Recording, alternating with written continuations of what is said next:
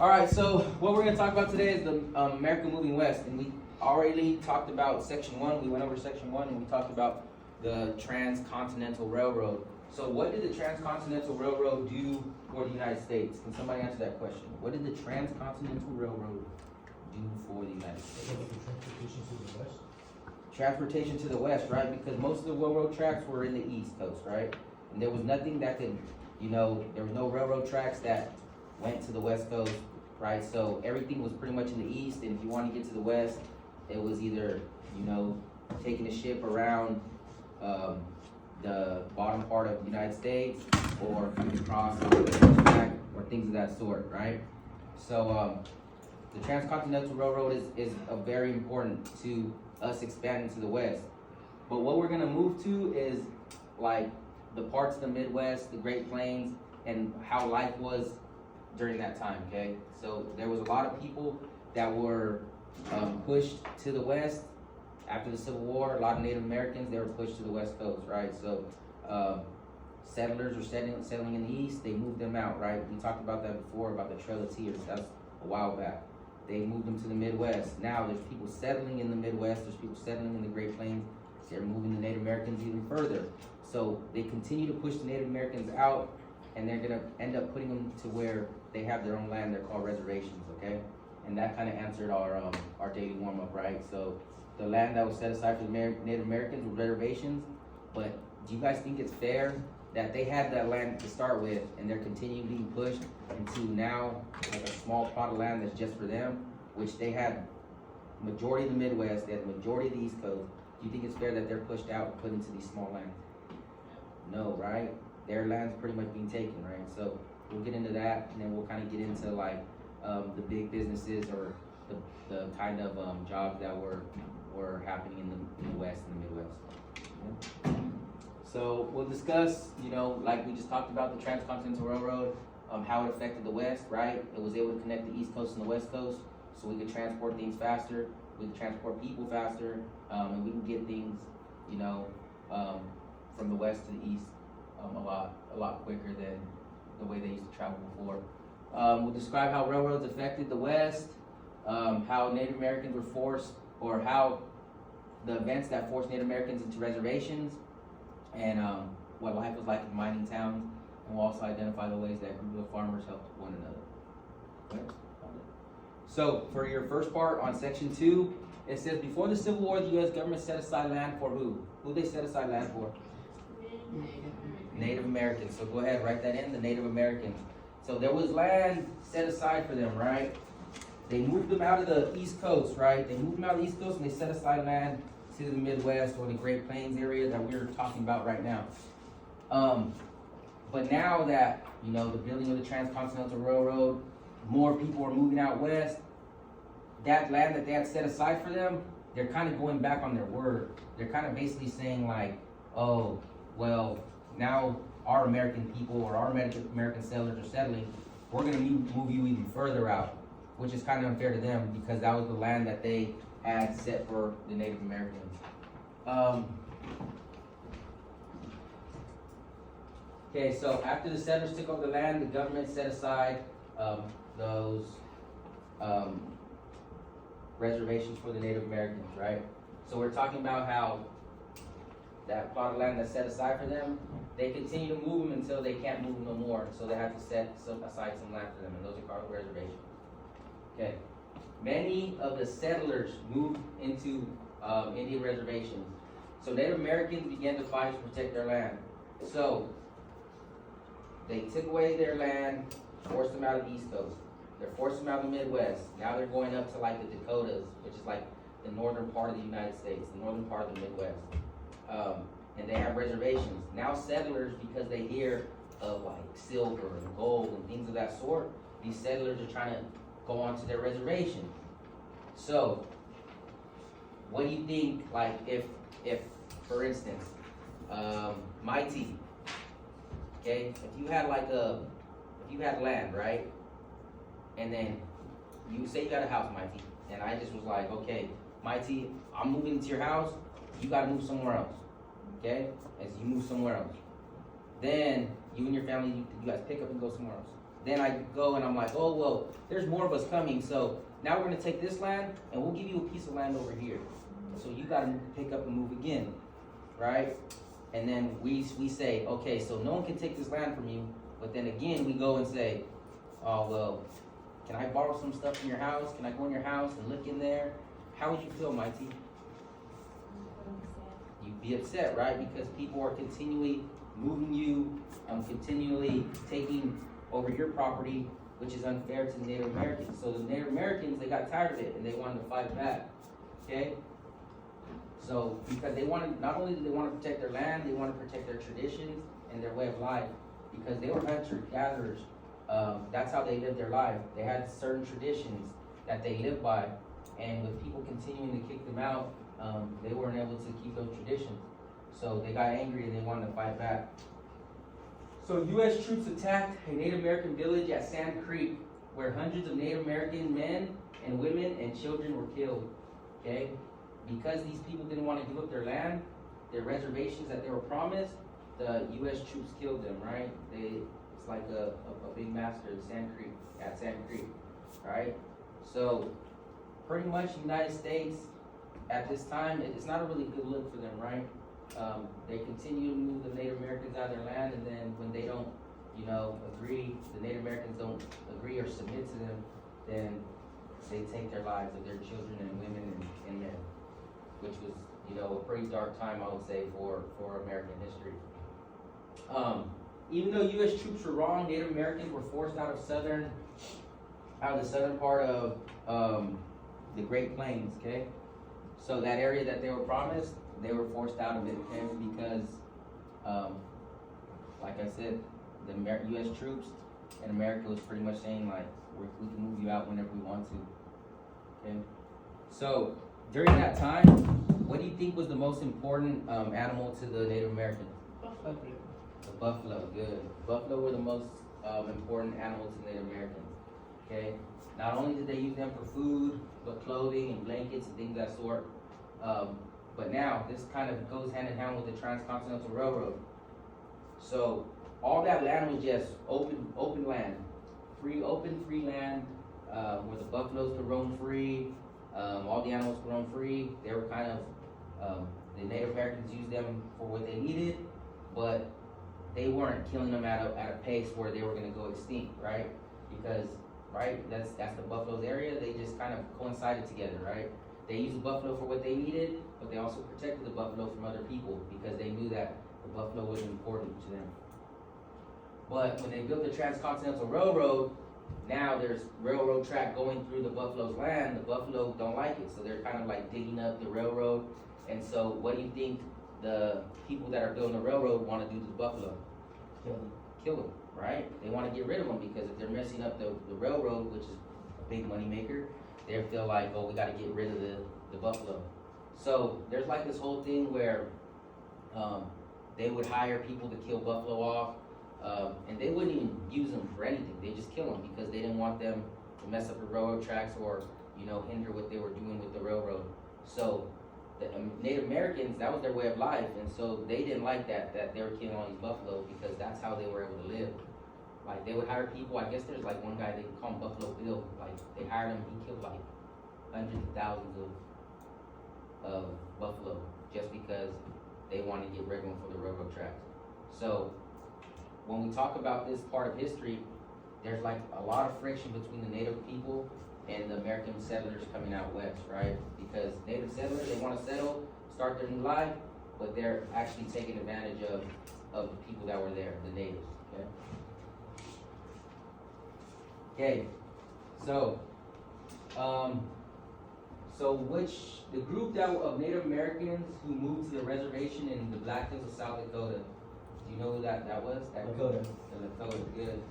So the Lakota was a group of natives that lived in the Black Hills of South Dakota. In 1874, a group of miners discovered, which mineral did they discover in those Black Hills? Gold, right? So, like we talked about before, these reservations, these lands are set aside for these native people, but these settlers, they feel like, hey, there's gold, I want in on that. And so they go onto these people's territory, okay? And so the Lakota, they were kind of skilled and they had good leaders. So they really weren't gonna take too much of that, right? We saw at Sand Creek, the Native Americans got kind of, there was a massacre at Sand Creek where the Native Americans didn't really fight back, but the Lakota, they were gonna fight back against them because they said this land is ours and we're gonna fight back for it. Okay. In 1876, Colonel George Custer led a group of soldiers to fight the Lakota. The Lakota led by chiefs. You know what their chiefs were called? Sitting Bull and Crazy Horse? Sitting Bull and Crazy Horse, right? So this one's Sitting Bull. This is Crazy Horse, right? Sitting Bull and Crazy Horse, right? Talking about good leaders of their tribes. They fought and defeated Custer and his men at the Battle of Little Bighorn. Okay. So that was like one of the small victories for the Native Americans. They didn't want them in their land, and they were able to kind of fight them off. So,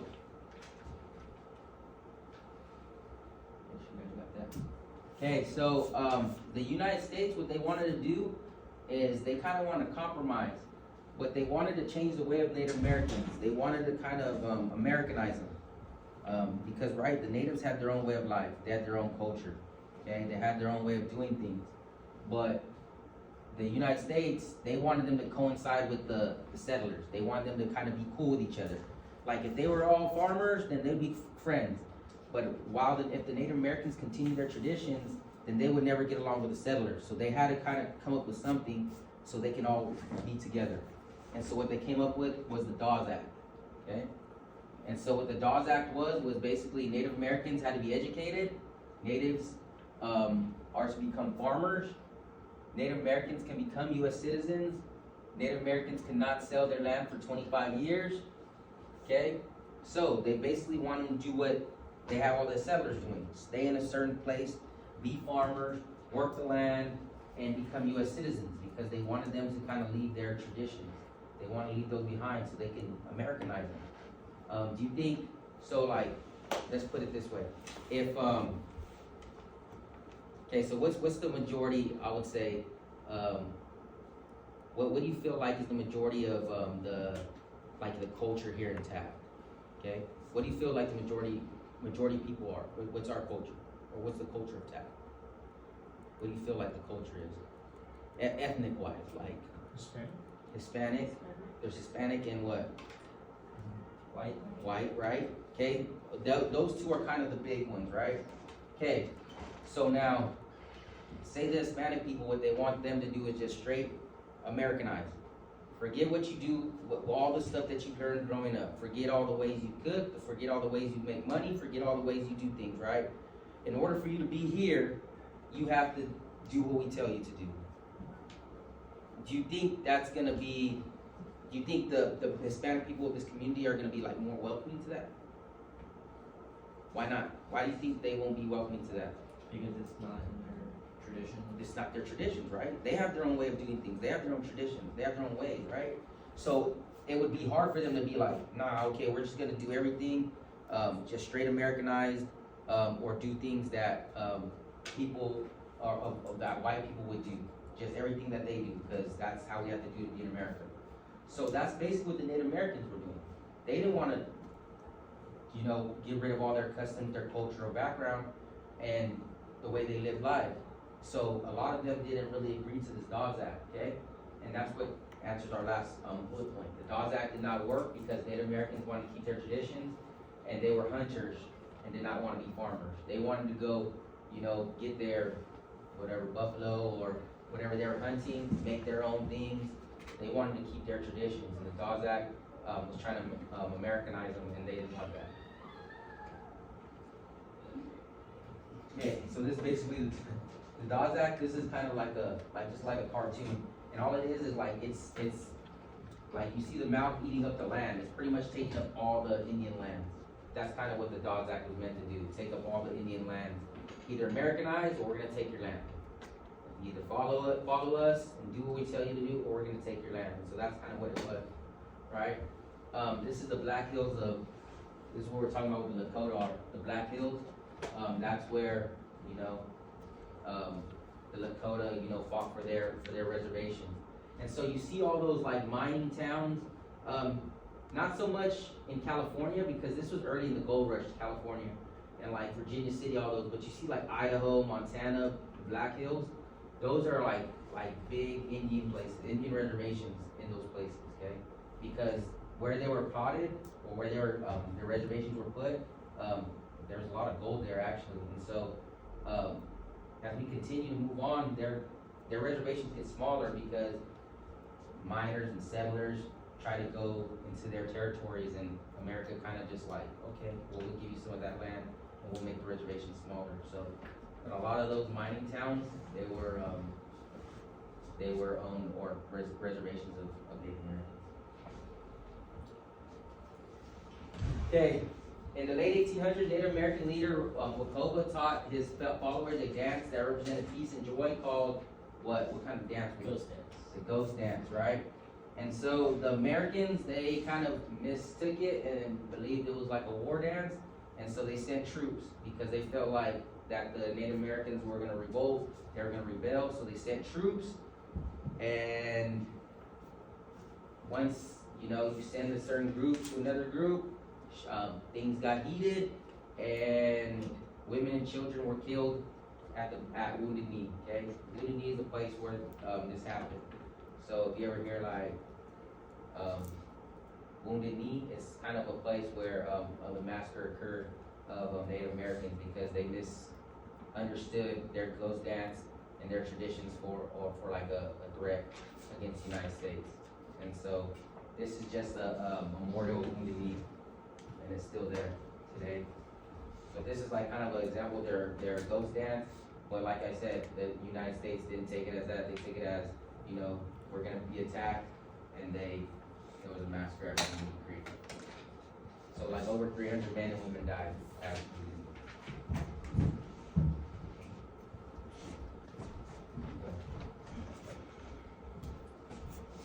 Okay, so we talked about the Native Americans, right? How they're kind of pushing their land.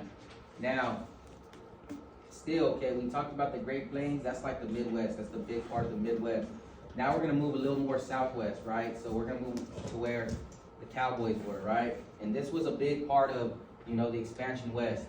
This was one of the biggest industries when they expanded west was being a cowhand or, you know, working with cattle. Okay, so beef business grew in the Great Plains, especially in Texas.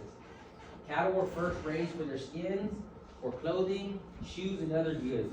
Okay, so at the beginning, they just raised the cattle and, you know, they used them for their furs and stuff.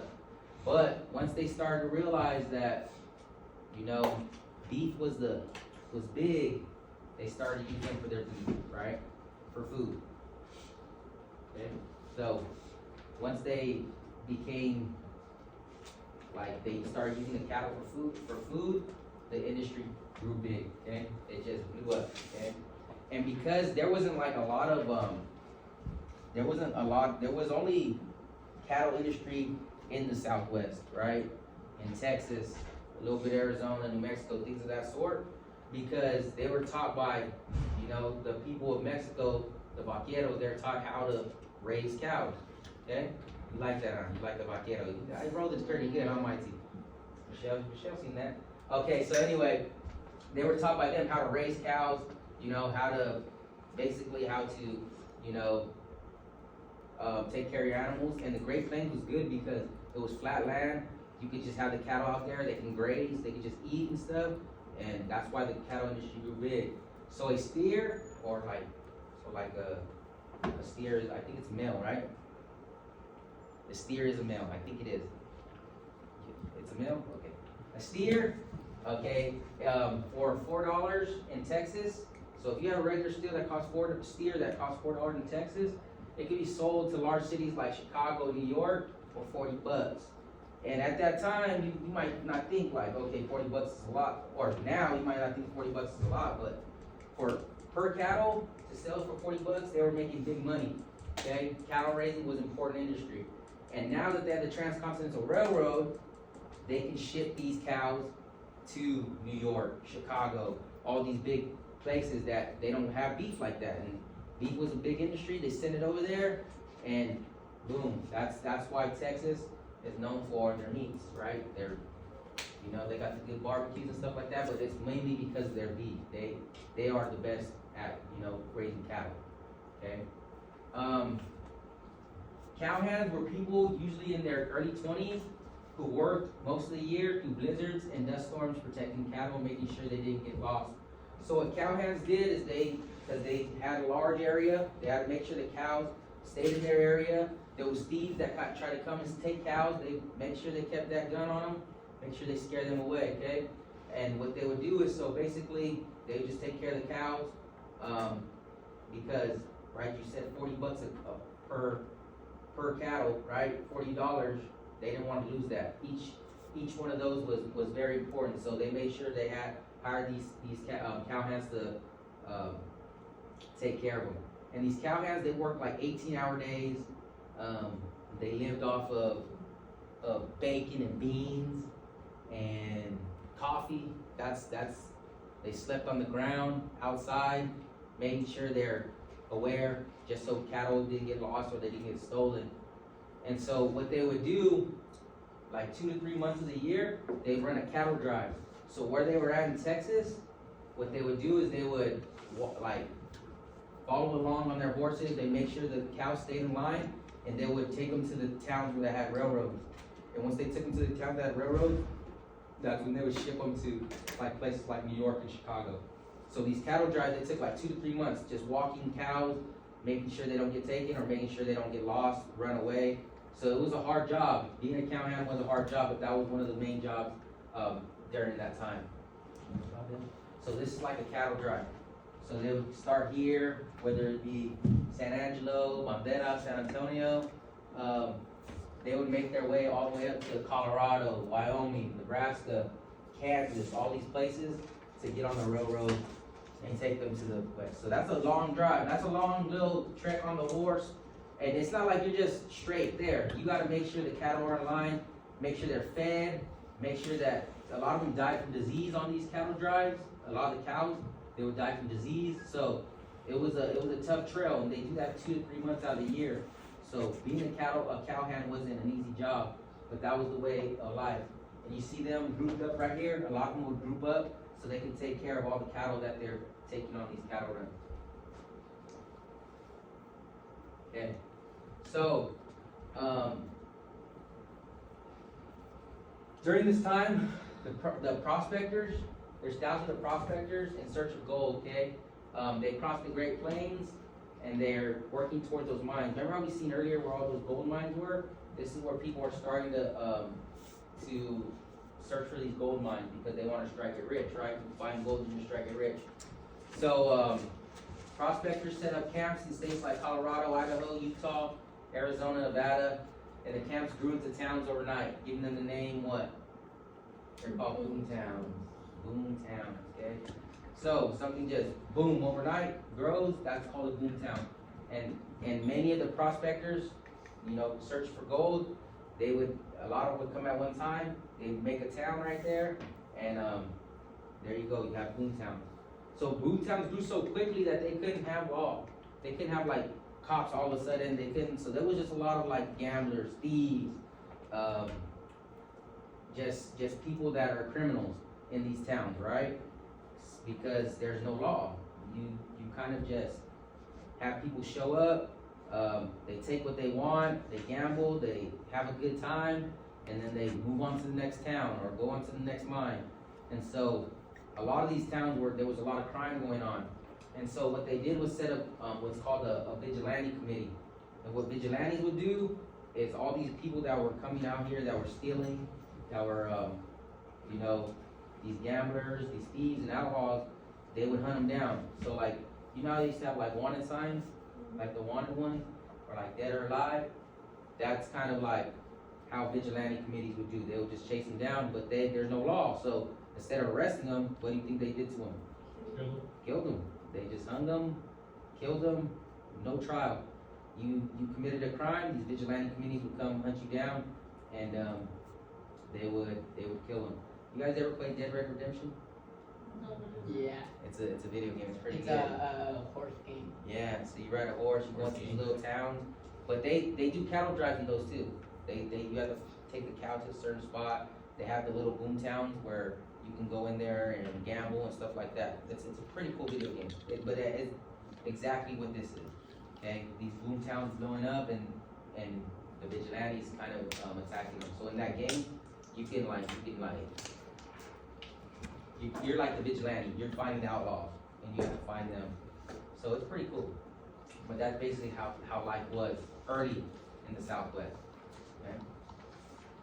Okay. You guys have any questions?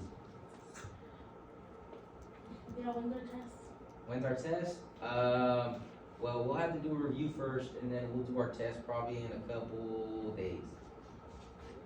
But it won't be too hard because this is not like pretty intense information. It's pretty self-explanatory. Anybody else got a question?